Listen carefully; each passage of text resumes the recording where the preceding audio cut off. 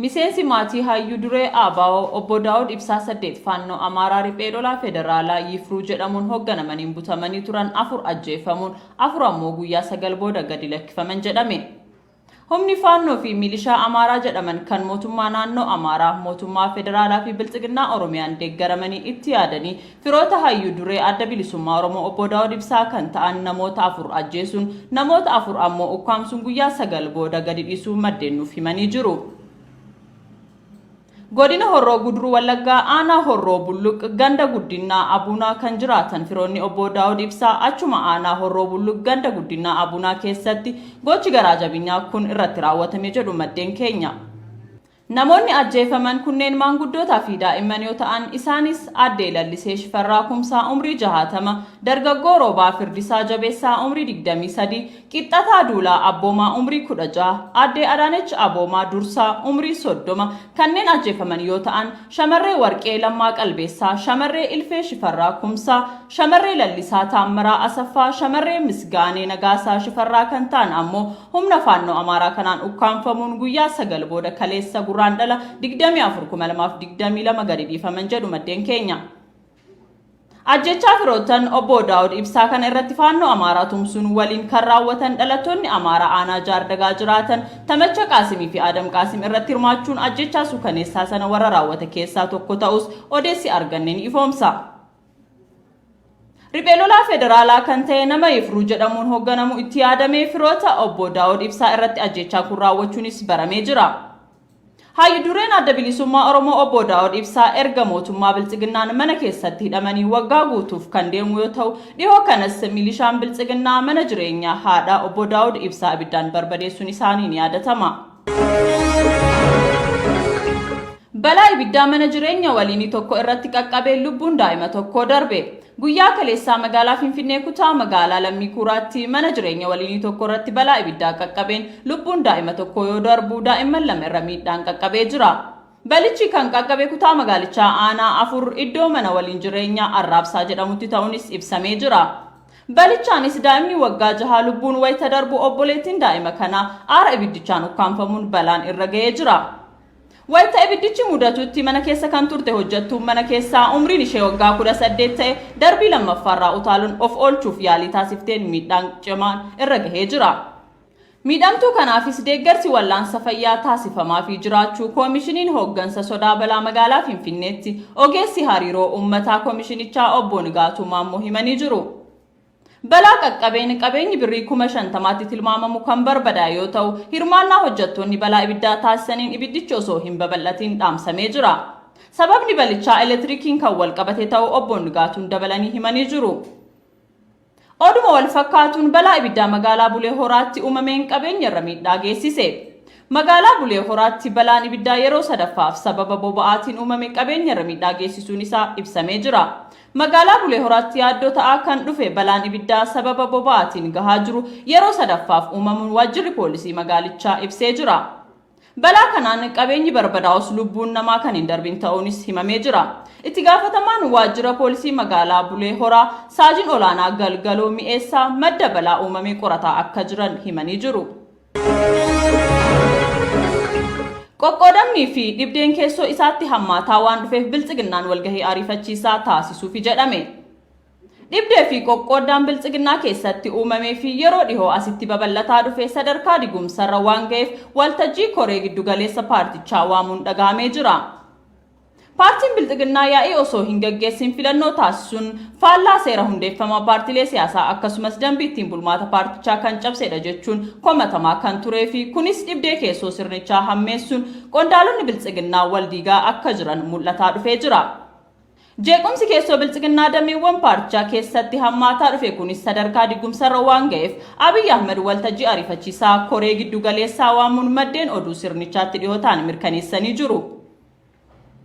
Yeroo dhihoo asitti ammoo dameewwan paartichaa gidduutti garaagarummaan ilaalchaa fi gochaa babal'ataa waan dhufeef paartichi balaa digumsaaf saaxilamuu isaa ragaaleen barreeffamaa fi walgaarreeffannaa dabballootaan mul'ataa jiru ragaadha. Abiy Ahmed waltajjii ariifachiisaa koree giddu galeessaa kanaanis qondaaltota adeemsa Abiy Ahmedii fi garee isaa irratti qeeqa dhiyeessaa jiran paarticha keessaa ari'uuf ogguruu fi karoora qabaachuu kan himan maddeen keenya keessoo ta'us adeemsi kun salphaa ta'uu akka hin dandeenyetti tilmaamamaa jira. Xiyyaarri waraana Raashiyaa tokko Kiiveen gubbaa balali'aa ture rukutamee kufuun gabaafame. Raashiyaan erga Yuukireen irratti haleellaa karaa qilleensaa lafoo fi karaa galaanaatiin eegaltee har'a guyyaa lammaffaa qabatee jira. Erga kaleessaati as taateewwan mudatan ijoo keessaa tokko jimaata barii keessa magaalaa guddoo Yuukireen Kiiv keessatti dhoohinsi olaanaan dhagahamu CNNtu gabaase. Yuukireen ammoo xiyyaara Raashiyaa tokko dhooftee kuffisuu kan himte har'uma ganama ture. Waraanni kallattiiwwan adda addaatiin Yuukireen irratti gaggeeffamaa jiraachuu kan himame yoo ta'u, jiraattonni Yuukireen kumaatamaan lakkaa'aman magaalaa guddoodhaa gara biyyoota ollaatti baqattaa jiru. Raashiyaatti ammoo waraanicha mormuun hiriirri magaalota adda addaa keessatti kan gaggeeffame yoo ta'u, namoonni kumaan lakkaa'amanis humnoota nageenyaan to'atamuutu dhagahame. Ameerikaa dabalatee gamtaa Awurooppaa fi biyyoonni miseensa kaanis qoqqobaa garaagaraa Raashiyaa irratti fannoo fi milishaa Amaaraa jedhaman kan mootummaa naannoo Amaaraa, mootummaa federaalaa fi biltsiginnaa Oromiyaan deeggaramanii itti yaadanii firoota hayyuu duree adda bilisummaa Oromoo obbo Daawud Ibsaa kan ta'an namoota 4 ajjeesuun namoota 4 ammoo ukkaamsuun guyyaa 9 booda gadi dhiisuu maddeen nuuf himanii jiru. Godina Horroo Guduruu Wallaggaa aanaa Horroo Bulluq ganda guddinaa Abunaa kan jiraatan firoonni obbo Daawud Ibsaa achuma aanaa Horroo Bulluq ganda guddinaa Abunaa keessatti gochi garaa jabinyaa kun irratti raawwatame jedhu maddeen keenya. Namoonni ajjeefaman kunneen maanguddootaa fi daa'imman yoo ta'an isaanis Addee Lallisee Shifarraa Kumsaa umrii 60, Dargaggoo Roobaa Firdisaa Jabeessaa umrii 23, Qixxataa Duulaa Abboomaa umrii 16, Addee Adaanech Aboomaa Dursaa umrii 30 kanneen ajjeefaman yoo ta'an shamarree Warqee Lammaa Qalbeessaa, shamarree Ilfee Shifarraa Kumsaa, shamarree Lallisaa Taammiraa Asaffaa, shamarree Misgaanee Nagaasaa Shifarraa kan ta'an ammoo humna faannoo Amaaraa kanaan ukkaanfamuun guyyaa 9 booda kaleessa Guraandhala 24/2022 gadi dhiifaman jedhu maddeen keenya. Ajjechaa firootan obbo Daawud Ibsaa kana irratti faannoo Amaaraa tumsuun waliin kan raawwatan dhalattoonni Amaaraa aanaa Jaardagaa jiraatan Tamacha Qaasimii fi Adam Qaasim irratti hirmaachuun ajjechaa suukaneessaa sana warra raawwate keessaa tokko ta'us odeessi arganneen ifoomsa. Riphee lolaa federaalaa kan ta'e nama Yifruu jedhamuun hoogganamu itti yaadamee firoota obbo Daawud Ibsaa irratti ajjechaa kun raawwachuunis baramee jira. Hayyuu dureen adda bilisummaa Oromoo obbo Daawud Ibsaa erga mootummaa biltsiginnaan mana keessatti hidhamanii waggaa guutuuf kan deemu yoo ta'u, dhihoo kanas milishaan biltsiginnaa mana jireenyaa haadha obbo Daawud Ibsaa ibiddaan barbadeessuun isaanii ni yaadatama. Balaa ibiddaa mana jireenya waliinii tokko irratti qaqqabee lubbuun daa'ima tokko darbe. Guyyaa kaleessaa magaalaa Finfinnee kutaa magaalaa Lammii Kuuraatti mana jireenya waliinii tokko irratti balaa ibiddaa qaqqabeen lubbuun daa'ima tokko yoo darbu daa'imman 2 irra miidhaan qaqqabee jira. Balichi kan qaqqabe kutaa magaalichaa aanaa 4 iddoo mana waliin jireenyaa Arraabsaa jedhamutti ta'uunis ibsamee jira. Balichaanis daa'imni waggaa 6 lubbuun wayita darbu obboleettiin daa'ima kanaa aara ibiddichaan ukkaanfamuun balaan irra ga'ee jira.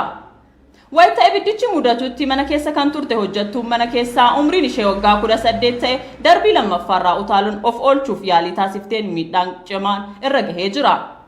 Miidhamtuu kanaafis deeggarsi wallaansa fayyaa taasifamaa fi jiraachuu koomishiniin hooggansa sodaa balaa magaalaa Finfinneetti ogeessi hariiroo uummataa koomishinichaa obbo Nigaatuu Maammoo himanii jiru.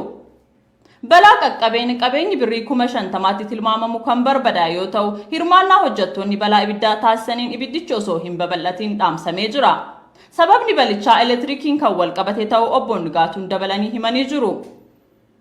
Oduma wal fakkaatuun balaa ibiddaa magaalaa Bulee Horaatti uumameen qabeenya irra miidhaa geessise.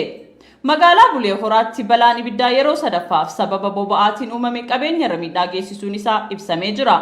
Magaalaa Bulee Horaatti yaaddoo ta'aa kan dhufe balaan ibiddaa sababa boba'aatiin gahaa jiru yeroo sadaffaaf uumamuun waajjirri poolisii magaalichaa ibsee jira.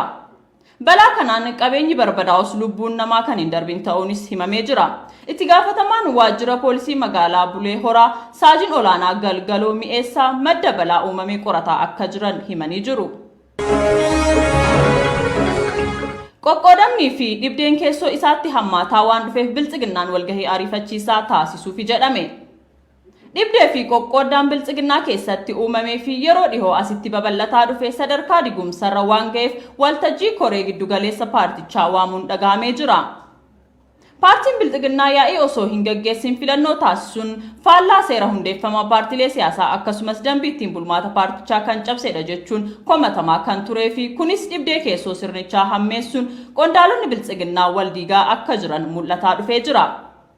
Jeequmsi keessoo biltsiginnaa dameewwan paartichaa keessatti hammaataa dhufe kunis sadarkaa digumsarra waan ga'eef Abiy Ahmed waltajjii ariifachiisaa koree giddugaleessaa waamuun maddeen oduu sirnichaatti dhihootaan mirkaneessanii jiru. Yeroo dhihoo asitti ammoo dameewwan paartichaa gidduutti garaagarummaan ilaalchaa fi gochaa babal'ataa waan dhufeef paartichi balaa digumsaaf saaxilamuu isaa ragaaleen barreeffamaa fi walgaarreeffannaa dabballootaan mul'ataa jiru ragaadha.